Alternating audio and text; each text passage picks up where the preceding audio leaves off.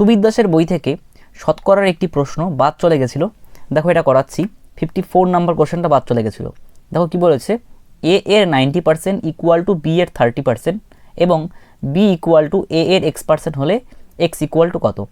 এর মানে তোমরা কি জানো, এর মানে তোমরা জানো হচ্ছে গুণ, তাহলে এর বলতে গুণ 90%, 90/100 ইকুয়াল টু বি এর 30%, তাহলে বি ইন্টু 30/100। ওকে, তাহলে 100 কাটছি, তাহলে 0 0 কাটলাম, 3 × 9। ওকে, তাহলে দেখো এখানে কি বলেছে, বি ইকুয়াল টু এ এর x% হলে, তাহলে কি করব, বিকে বাদিকে নিয়ে আসবো, তাহলে বি ইকুয়াল টু এখানে কত আছে 3a লিখতে পারি।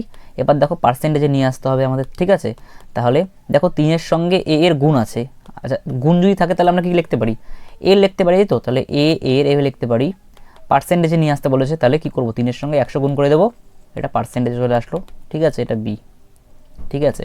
তাহলে কত আসলো, এ এর 300%, ঠিক আছে, 300%। দেখো এটার সঙ্গে আমরা এটা তুলনা করি, তাহলে এক্স এর মান কত আসলো, 300। ওকে, তাহলে অ্যান্সার হচ্ছে বি। Thank you.